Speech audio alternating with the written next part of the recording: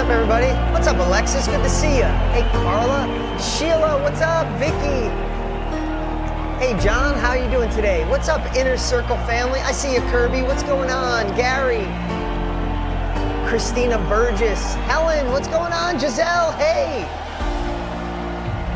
Hermé, I see you. Heather, Nancy, Arika. I hope I said that right. What's going on, everybody? Happy Wednesday. No, it's Thursday. It's Thursday.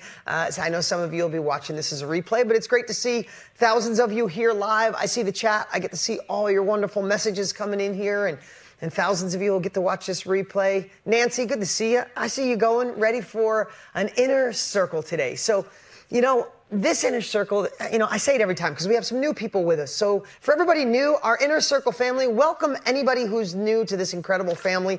I say this all the time, but it's true. Like, I feel like I'm like different people. I get to be different people, right? I see some of you here like Alexis who might be in our Project Next Level, and that's a time we're together, and I bring a certain version of me to that for our high-end training and what people need at that exact moment. And I go live once a week for 10 minutes, and that's a certain version of me. And then once a month, I'm here with you guys, and there's obviously lots of other things. But this inner circle is really special because I think this, Mike, how long is this? 6 years? 5, 6 years? Maybe longer.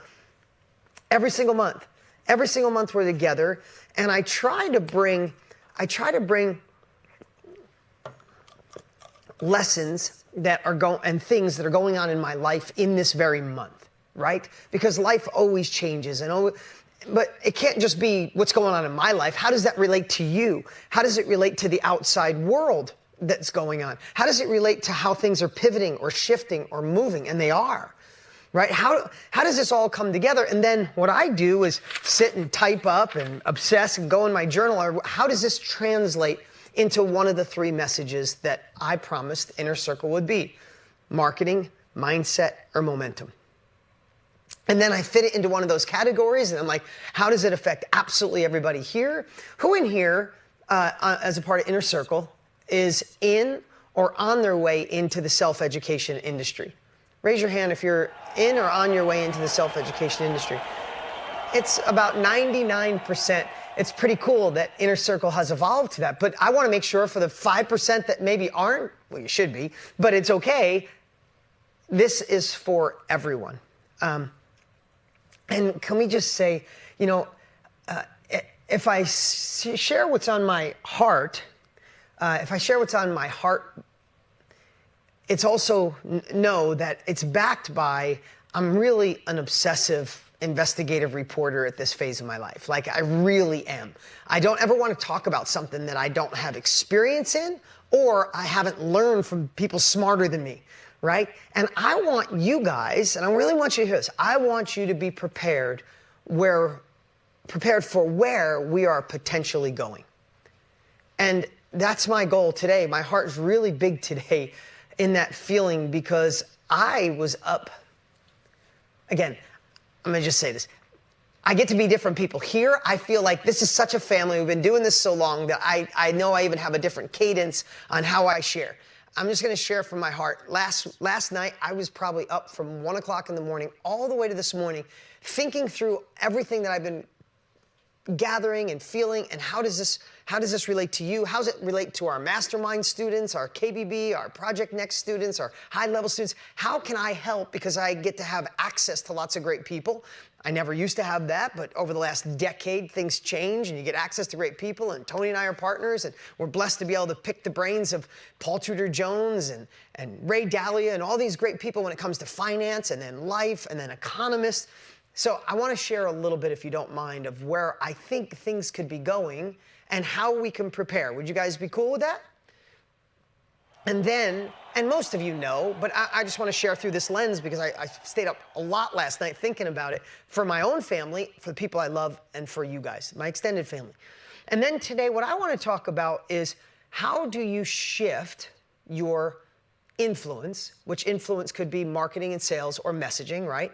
How do you shift that in a time of change? And that's what I want to talk about today. That's going to be the main theme, is how do you subtly adjust your marketing message? How do you subtly adjust how you talk to people, what you bring up? You know, at certain phases of life, as the world evolves, sometimes you're selling aspiration, right? You're selling what's next. It's amazing. Next level. Here we go. Sometimes you're selling preservation, right? It's like sometimes you're selling the speedboat and sometimes you're selling the life preserver. And I believe us, Howard, I see you. Good to see you, man. Always nice to see you, Howard Bitson. Is that? Yeah. I believe we are heading into a life preserver time, right? If you think about, if we just look at history, I'm not an economist and I'm not predicting the future, but I think everybody's aware of this. We just have to face it because I get to talk to people, especially if you're under 35, you really don't know what it looks like for an economy to shift, as Jim Rohn said and Tony Robbins says, heading into winter, heading into a recession. If we just look at history, we say we have 45-year high inflation, right? You see it in gas and prices and food and milk and everything possible. We have interest rates that have gone up 3 times now just in the past month, and it's predicted that interest rates will go up 6 more times by the end of the year, right? If you look at the stock market today on your phone, if you have an Apple phone, it pops up. What has the stock market done every day for the last, I don't know, month or so? It's creeping down. Usually when you're in a place like this, it's people are going, oh, it's temporary. It could be a hiccup. If you look over time, it has all the ingredients, and people smarter than me sharing, that we're heading towards a recession. We're heading towards some sort of winter. And the other thing I want you guys to think about, and what does that mean for you, is if you push down a trampoline a little bit, right, what happens to it? It bounces back around the same height, right? We've just had a 15-year run where, like, you couldn't mess up. Interest rates got cheaper. They printed more money. I know we went through COVID and all that, and that was really tough for people. But the stock market, if you look at the last 15 years of the stock market, it's like this, with a couple little dips. That's like pushing the trampoline way down, and what a lot of these experts predict is since we had such a solid run for that long, what's the opposite of pushing something really far down? It's the opposite and equal reaction to the action. Here's what I hope. Joshua, I hope I'm completely wrong. It's a tiny hiccup, and there's another 15 years of a great market. I hope that. I hope it for you, Amelia, everybody. But I wouldn't be a good friend, leader, teammate if I didn't share what could potentially be happening. So, with that said, here's the cool part.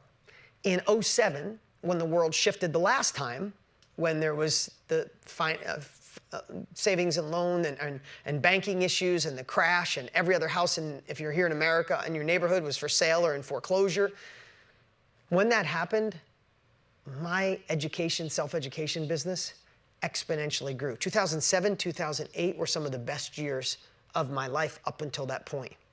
And the same with Tony.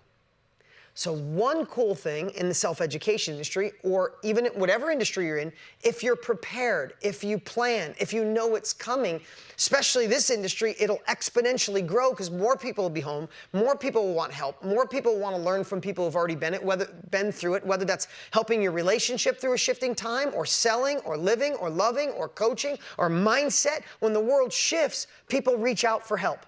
And in today's world, they're not reaching out for help in their local college. They're reaching out to people like you. That's just the way it is. This industry will not, in my opinion, because I've been through 1999 and I was through 2007, both times this industry, the self-education industry, exponentially grew. So that's a cool thing. But here's the cool part. People's industries that aren't growing, or if they're going through a tough time, they need us, and we get to serve them at the highest level while fueling our business. So I hope I'm not here to scare you. I think Jim Rohn and Tony both said, and maybe it was just Tony, that when winter comes, some people freeze and are hungry, and other people snowboard and ski during winter. And it's those that know it's coming, those that can prepare, can ski and snowboard, and we can help others. So if I say it, please know, I think you know, especially those of you who've been with me for so many years, I hope you know in my heart, I am not the guy that says, well, it's going to hell in a handbasket, good luck. It's like, I would just rather be prepared. Last night I stayed up, I could not shut my brain off of saying, what can I do to personally prepare more? And what can I do to help prepare the people who have faith in me and want to learn? And that's my whole goal today. And I wanted to pick a topic, and I think one of the most important topics is marketing and sales, influence in an uncertain, shifting world. And that's what we're going to talk about today. I'm going to tell a little story today. I'm going to tell a little story today that you may have heard before, but I'm going to share it because this is what helped me in 2007 when the world shifted. Now, not everybody is in something that would help people financially, but if in a shifting world, do you want to be healthier? If you're stressed, do you skip workouts? Do you eat a little crappier? I know I do. Because I was up at 1, I skipped my workout this morning. First time I think I've missed in about 3 months, and I'm pissed, but I got to get it done. I'll go do it tonight.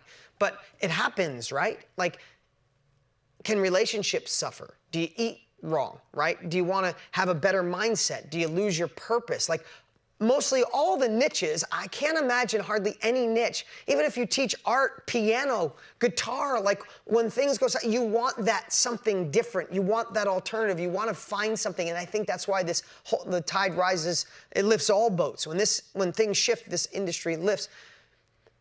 So I think it affects everybody. But I want to give you a high level picture of the message, the visuals I had in 2007 when the world shifted the last time. I was teaching people how to invest in real estate.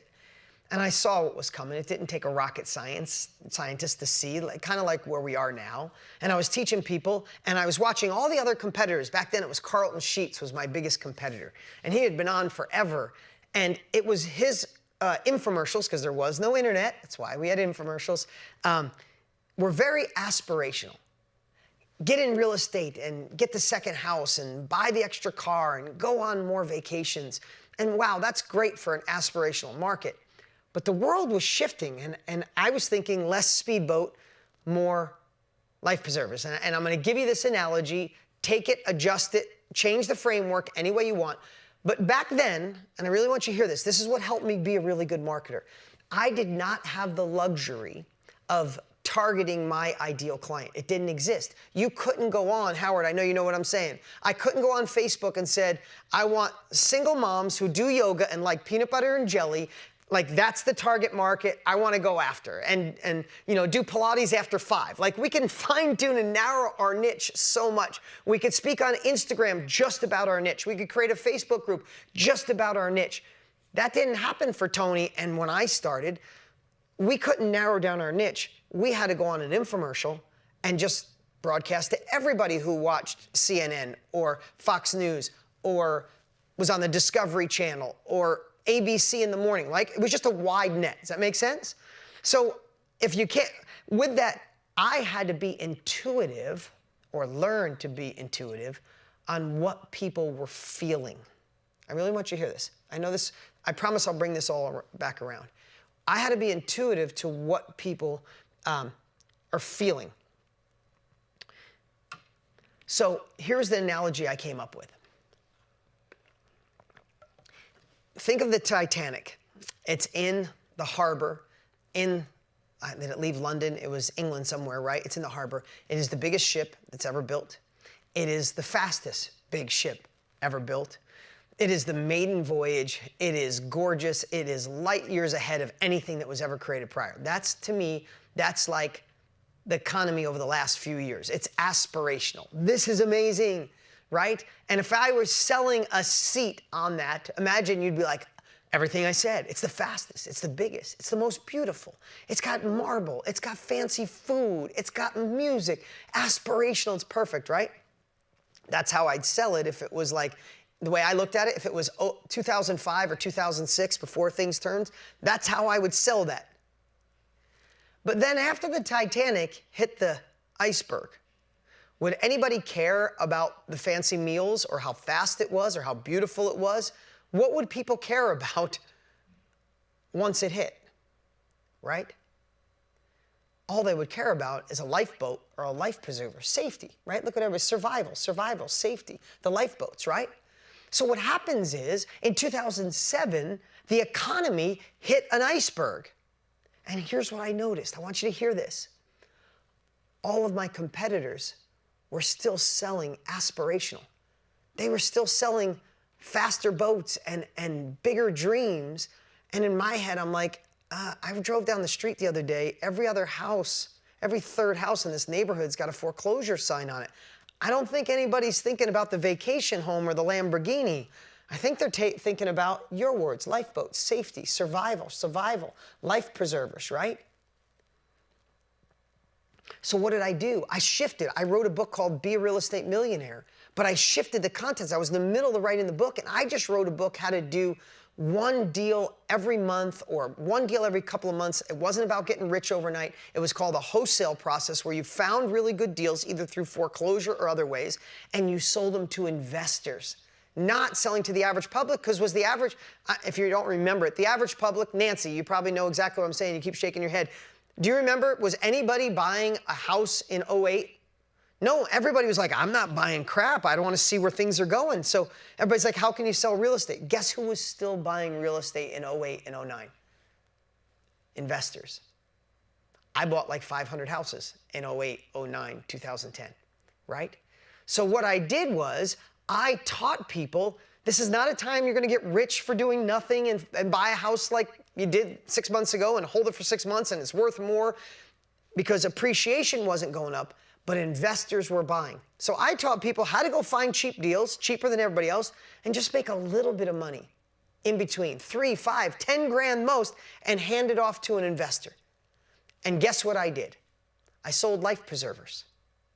And in my ads, I was like, guys, this is a shifting world. I know you're thinking, I remember saying, Obama was the president at the time. I said, I think he did everything he thought was the best thing. He approved, back then it seemed like a lot of money, $750 billion. Now that's like, that's all you're giving us? Let's go for the trillions, right? But I remember saying, the government just issued $750 billion. Has any of that gone into your bank account? I don't know anybody. They were saying back then it went to Wall Street, not Main Street. That was the headlines. Donna Kennedy, it seems like you remember.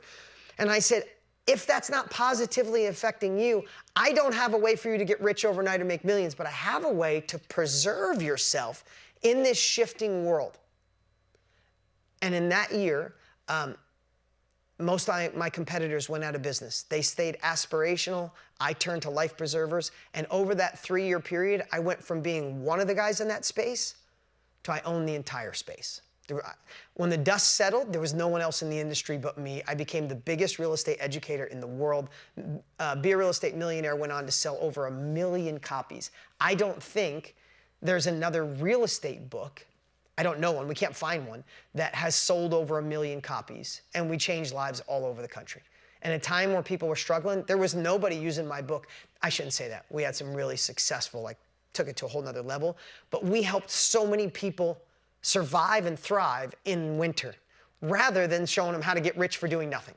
Now, I know not everybody's showing people how to flip houses or make money, but the mindset, I had to read that mindset on a big level because I couldn't target market my ideal client. My intuition was, hey, people are scared. So today, what I want to talk about and kind of bring it to the forefront is, as things turn, and again, I'm kind of a little ADD today. Maybe it's the lack of sleep. But I was just in a meeting in the other room. I always said, in the other room, we have our mastermind meeting, and we could put 100 people in there. But a lot of times, our teams will be in there. And we had a great team meeting just a week ago.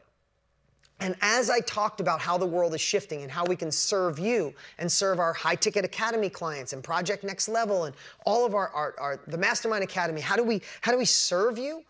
I want to make sure you guys are knowing where we're going and we're doing the best possible, right? With our messaging and our thoughts and our training.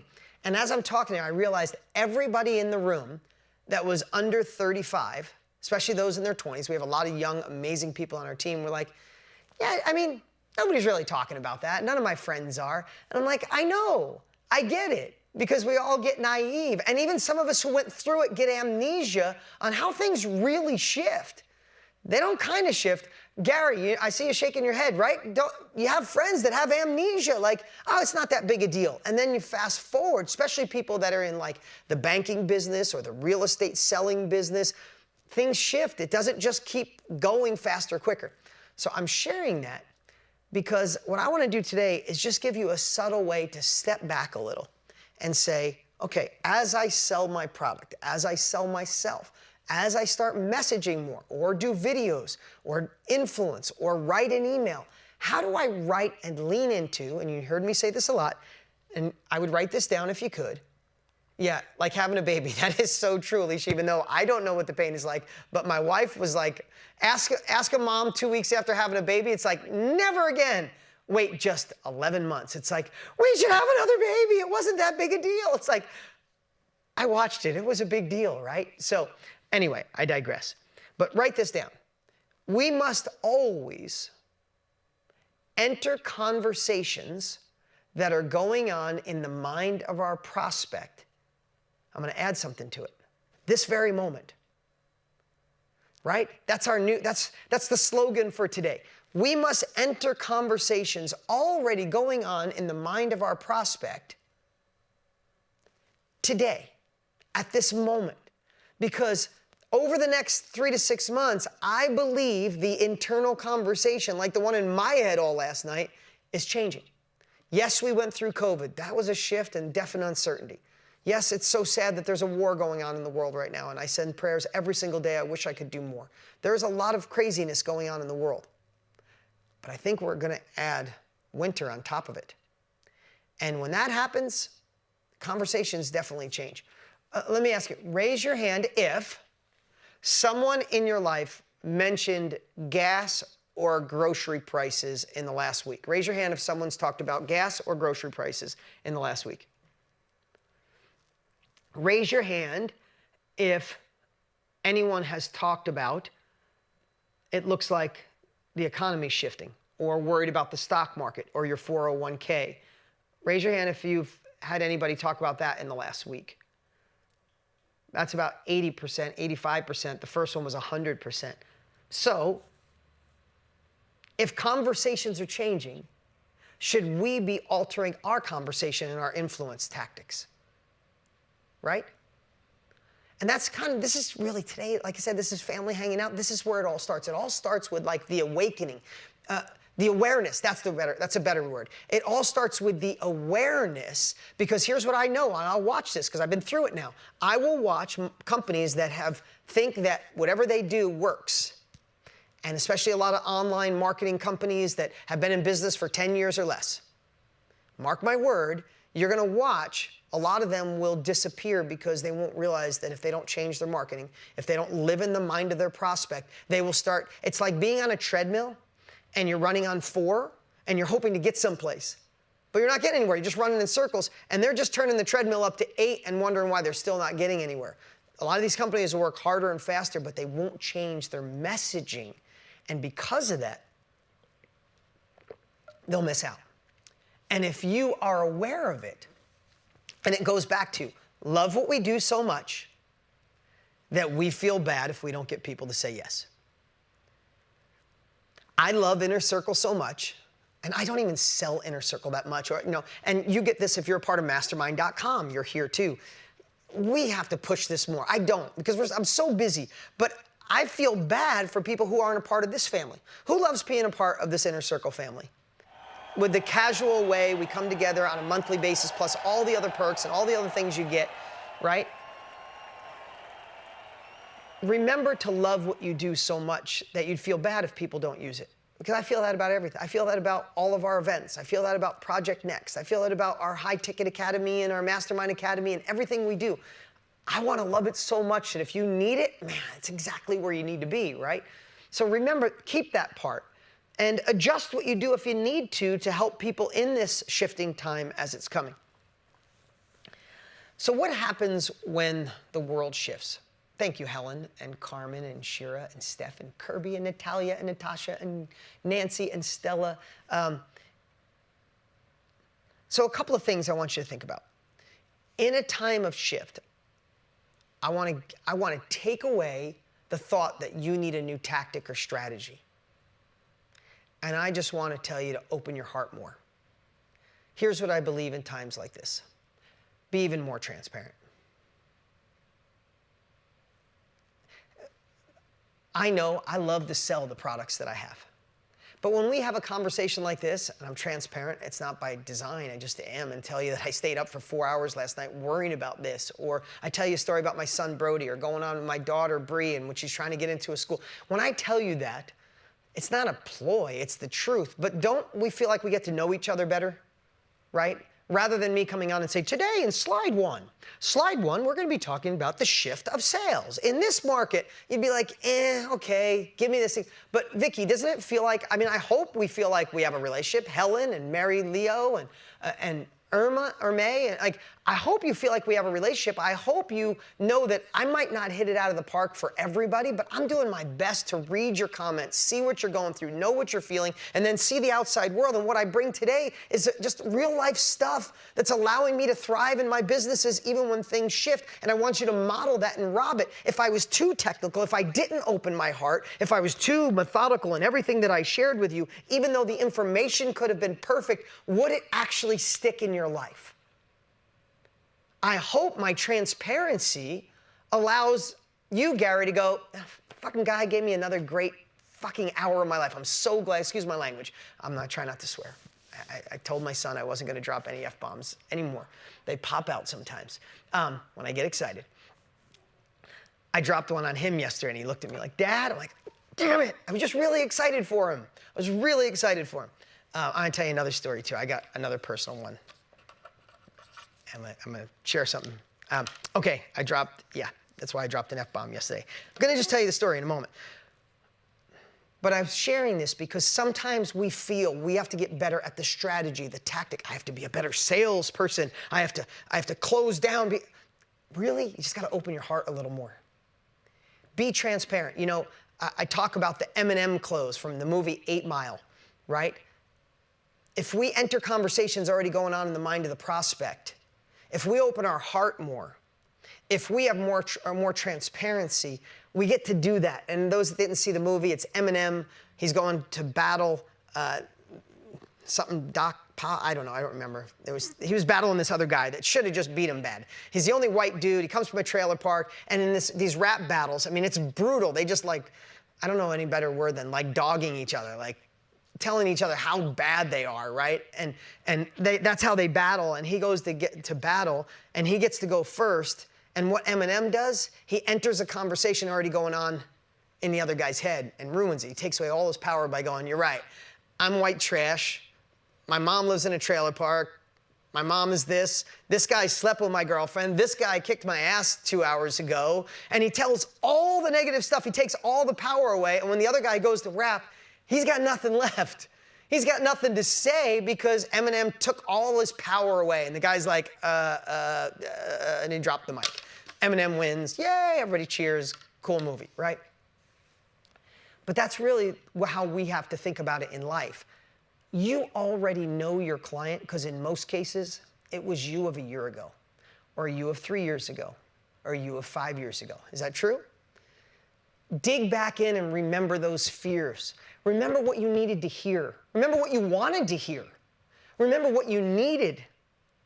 And talk and help that person more than you ever have before, because people are going to need you now more than ever. Okay? So I wanted to say, think of that. So we talked about be more transparent, enter conversations already going on in the mind of your prospect. And then the last piece of that, I say this a lot, but really hear me. People buy from you when they feel understood, not when they understand you. Right? So think about if you've ever gone to an event, right? And I share this, but I'm being a reminder service right now for some of you. You go to an event and watch a speaker, somebody who could be really successful, and you get done, you're like, wow, that was pretty cool. Really successful, they've done a lot in their life.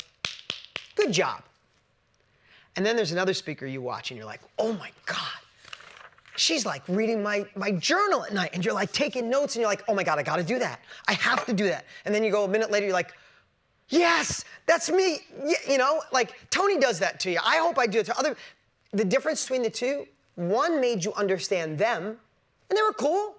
It was good. The other person made you feel understood. So really work on, in this shifting world, make people feel understood. If whatever your niche is, give me some niches right now. Tell me some of the things, some of the niches you're in, working on, gonna launch, already in, art, startup, pharmacy. Okay, Karen, art, right? Communications, single guys, like art, communication, messaging, children's, oh my God, so many, brand storytelling, tourism, right? Just think on art, right? I just ramble, I wrote so sloppy I can only read like art and tourism. I can't read the other three that I wrote. But anyway, think about art if you're entering conversations going on in someone's head. It could just be, this is the perfect time to do art, right? Learn to do this specific kind of art. But what about if it was like in a shifting world when the economy and news is horrific?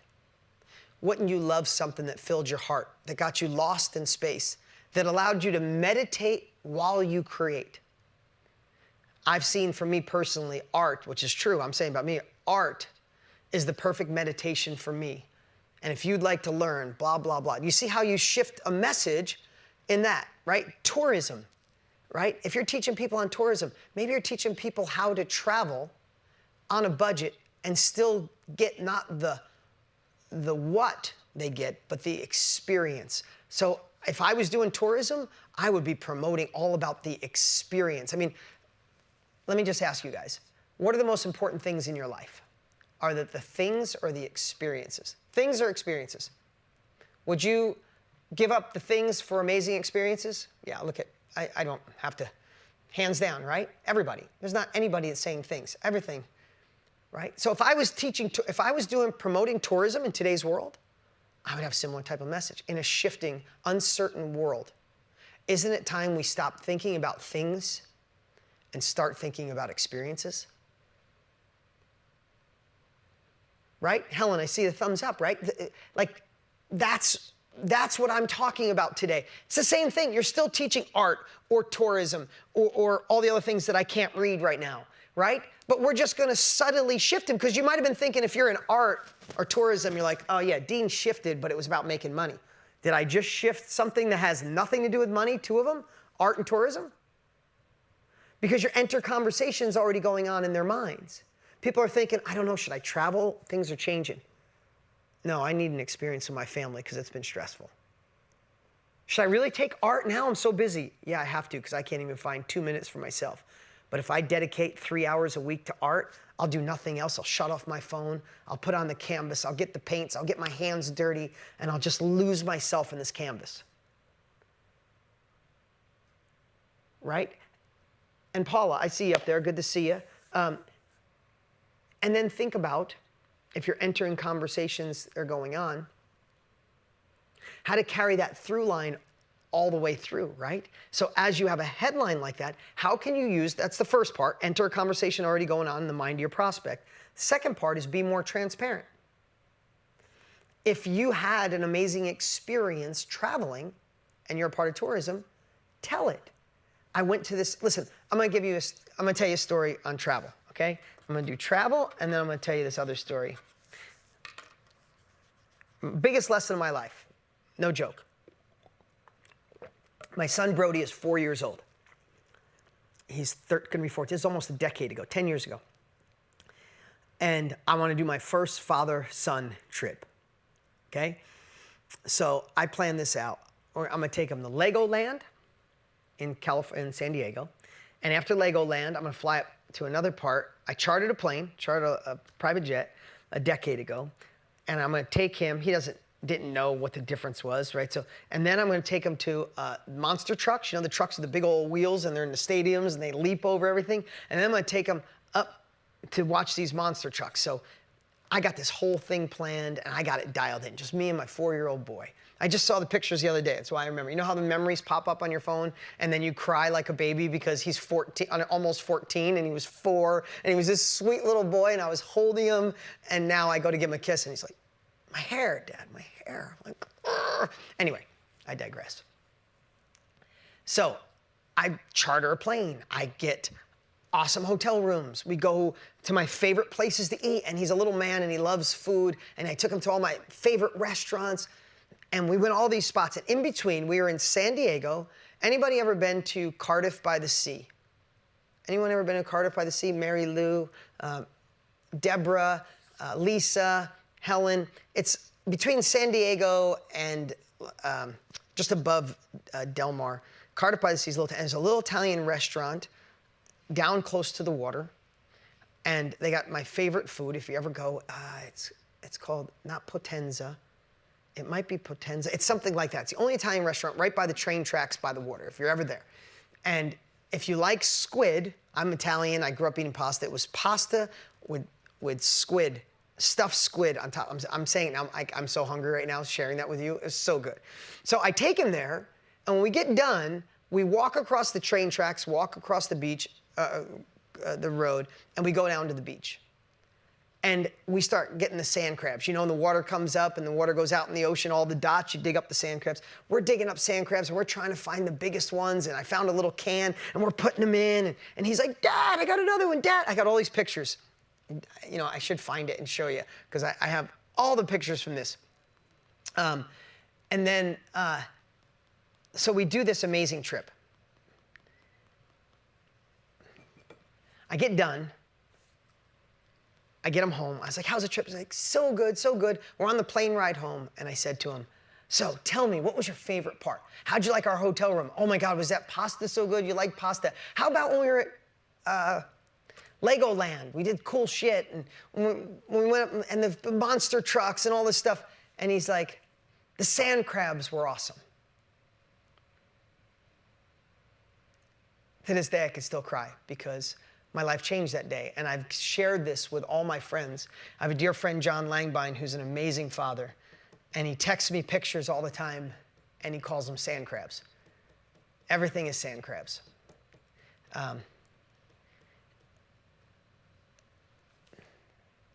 It's the experiences in life. I don't mean to digress on that, but I just told you that story. It's a true story. I'm literally gonna take your time here in a minute. I'm gonna find a picture. If I can get lucky, I'll find a picture. If that was, he was 9 years ago, I'll get close. But you hear that story I just told, completely transparent, completely the truth. You all have a story like that that's related to your niche. Raise your hand if you know you have at least one story that's attached to your niche. If I was selling an experience and I told you that story and I said, it's a crazy economy. Stop thinking about being in the best hotel at the best. Your family wants sand crabs.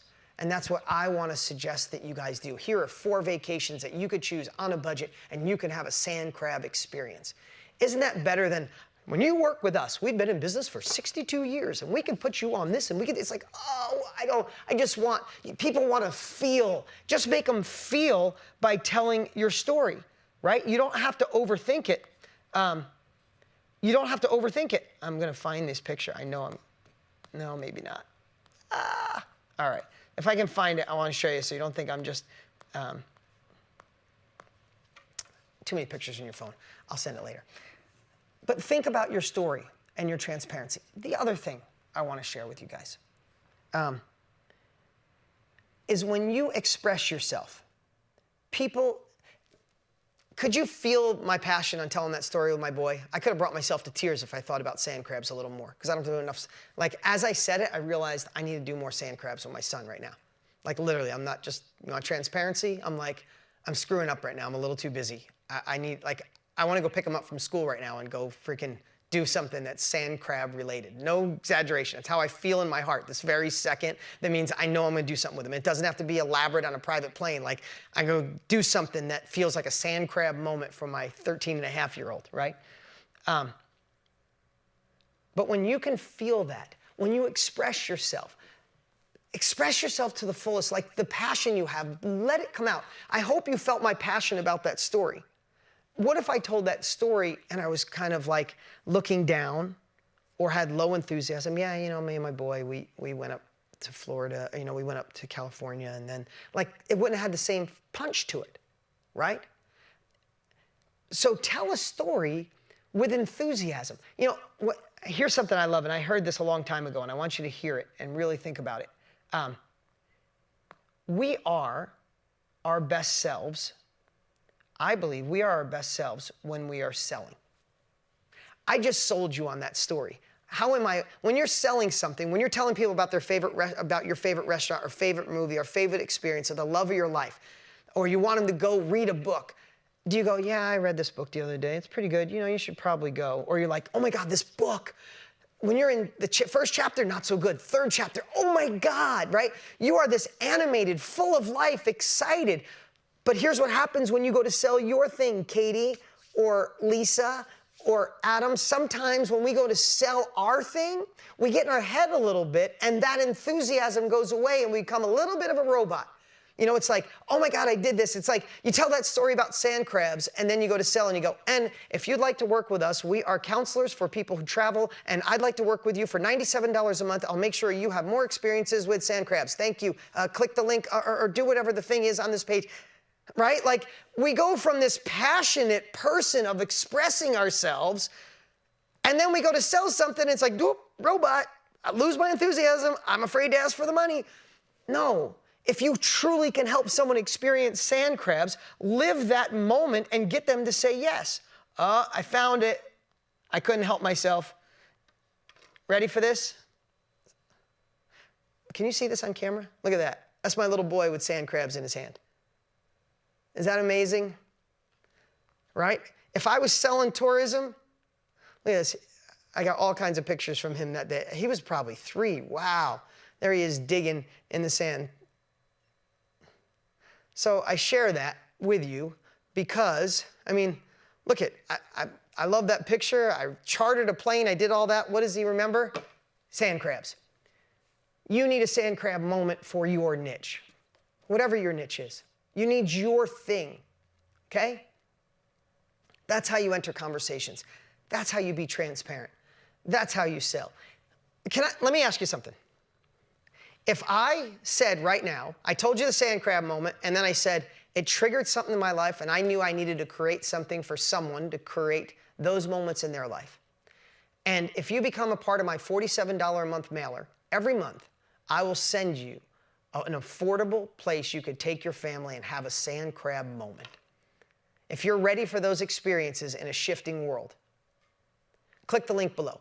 Who would spend $47 a month if you got a flyer, a newsletter to find sand crab moments? Who would do that? Right? 60, 70, now 80% of the people? I don't have anything to sell. But did I do a fancy pitch? Did I make you feel uncomfortable? Did anybody feel uncomfortable with that offer? Did I feel like I was doing you a service or a disservice by selling it? Right? There was nothing fancy about it. It was heart-driven. And that's why I really want to take the time today to really share that with you, because it's time for you to go to another level. It's time for you to sell better, influence better, and even influence yourself more. The biggest sales job in the world we have to do is selling ourselves to keep moving forward and not feel like an imposter and not give in to your husband who thinks you're crazy or whoever it is in your life. Like, we got to sell ourselves every day. And once we sell ourselves every day, then we got to realize the next people we have to sell are the ones we want to serve. And we can sell them by being storytellers, by entering conversations going on in their mind, being okay with shifting the way we approach it, because things are getting different. We need to approach it a little different. As long as the end result is they work with you, their life exponentially grows, then we're doing them a disservice if we don't sell them. So I'll tell you one more quick story, if you guys don't mind. It happened to me yesterday. I don't even know where I shared it, but my daughter is considering going from her public school to a private school. And my daughter struggles in math. Just a true story. And she was in a small little Christian school, 40 kids in her whole grade since she was in kindergarten. And not a fancy school, really simple, but really amazing. And she decided to go from that to one of the largest high schools around, where there's 400 kids in her class, from 40 to 400. And for those of you probably more aware than I am, some of the public school systems, even though it's a good school, it's not the same depth of teaching. My daughter, the reason she got through math is because she had a teacher who would go, hey, Brianna, how you doing? You need help? Knew her first name. Now she's in a math class where the teacher comes in and puts a pager on the slide projector and says, page 27 and 40, do your homework. We're having a test on Friday. And my daughter just, maybe that's wrong of me. Maybe I'm a bad parent, but I had the same struggles. She doesn't learn in that way, and she's trying, and she got herself a tutor, and she's trying to work her way through. Long story short, there's a smaller Christian high school that I happened to go to dinner with the president for a mutual friend. Sounded amazing, and I wanted her to just at least check it out. So she went and did a shadow day, and there's a reason I'm telling you this. She went and did a shadow day. She's like, Dad, I really like it, and the teachers knew everybody's name, and I think I could thrive, and I would commit. If I go here and you have to pay extra money because the other one's free, I commit to getting good grades. I'll get a tutor. I'll take summer school. I'll do whatever I have to. My daughter is exactly like me. I struggled in school so bad. My son, he's like my father. My son, he's got a 4.0 average. He is smarter than me. I can't even do his homework. He's in 7th grade. I can't do the math. I can't do anything he's doing. I feel horrible when he's like, can you help me with this math problem? It's like, honestly, no. I absolutely cannot help you. I just can't. But anyway, my daughter, I have empathy for. So we take her for a shadow day. She has to get like 5 letters of recommendation. And I'm just going to teach you one more principle. The principle of least interest. It's just something I want to share with you in negotiating, right? It's really hard when you're desperate for a sale, but have the courage to attract those you want, hear me out, and repel those you don't. The way you feel good about teaching your stuff is if you're teaching people, Joshua, if you're teaching people the exact stuff you're good at, man, you'll never get intimidated. But if you go, let me widen it a little bit. I mean, I'm not that good with KPIs and SOPs, but I'll say that in my training, it'll be inauthentic because you'll be like, I'm not good with that stuff, but I said I was going to teach it, right? It's like saying, my wife, it's like she's in the midst of wanting to create another course. She created one. Now she wants to create this high-level training. And she was adding to my wife. I'm like, babe, you're adding too much stuff. She goes, well, I want to help people run a salon business. I'm like, but you're better at getting, like, for her, it's relationships, getting high-end clients, making women look beautiful, not KPIs, SOPs, and spreadsheets. And when she added that, it's why she's been holding off doing it. I'm saying, don't do it, take it out. Repel those that you don't want and attract those that want to learn exactly what you're teaching. Make sense? And to me, that's kind of the principle of least interest. Don't try to go after everybody. Go after the exact people. So long story short, she does a shadow day. She gets recommendation letters. She goes up and does an hour interview. Like, I didn't realize, I never went to college, so I didn't know that, and I never went to a private school. That would have been a joke. I didn't know they did such like crazy, like getting approved, right? But I guess there's only like 5 spots next year, and there's 50 people looking for those 5 spots. So I totally get it. So I get an email yesterday, and let me tell you, the school's amazing. The director of this that I'm dealing with, unbelievable dude. Like, there is nothing, no negative. Amazing school, amazing guy. They love kids. I'm really excited about it. But I get this email, and I read it wrong. It was like, hey, Brianna is amazing, but her D, she has a D in math right now. She has C's and B's and 1 D. She goes, her D in math is concerning to us. Could you have her come up here and take an hour math quiz? And man, as a parent, my feathers got a little ruffled. I read it wrong. And I replied back with love, but I replied back through the principle of least interest. And I basically said, hey, thank you. I'll get her up there next week. But can I just ask you something? The way your school is structured, do you not take it as a 360-degree approach? Is the only way you accept children if they're straight A's or perfect grades? Because here's what I know of someone who's hired over 1,000 people. I've had people that were straight A people that couldn't get their way out of a paper bag, and I've had some amazing ones, right, on both sides. I've also had people that had dyslexia and struggled, like me, who are some of my top leaders helping run my company. What I found is if someone's weak in an area, we either support them as a family and help lift them up or help them get better in other areas. What is the philosophy of your school? Because if you're going to throw my daughter away, who I think would be such an amazing contribution to that school, I said if I was hiring hiring somebody, I would hire my daughter in a second for the level of emotional intelligence, the level of her skills. She's a natural born leader. She's the top pitcher, and you guys need a pitcher in your school. I said, you're going to judge her. So is 1D going to be the reason you don't accept her? Just questioning or something like that. Principle of least interest. He was, but when he read that, he got back. He's like, oh my God, you misunderstood. No, we want to help her get her grades. It's not what he wrote, but he said, we want to help her get her grades up. We can't wait to have her for the next 3 years. I only say that because if he would have written back and said, yes, we only judge our students based on their grades, I'd tell my daughter, hell no, you're not going to that school. What if somebody judged me by my grades? I had a D in math, 9th, 10th, and 11th grade. True story. Right? I got to do some pretty cool things in the world. I get to be with you amazing people. What if I felt like I couldn't do anything because algebra was a real tough for me? I lost my way. I was amazing at math. And then 9th grade, they put me in Regents algebra, and I lost my way about 2 months in. I just never caught up. Anybody ever experienced something like that in school? Like, I just lost it, and I could not catch up. And then forget geometry and all that. I was gone, right? And I feel that for her. But it doesn't make me a loser or pathetic.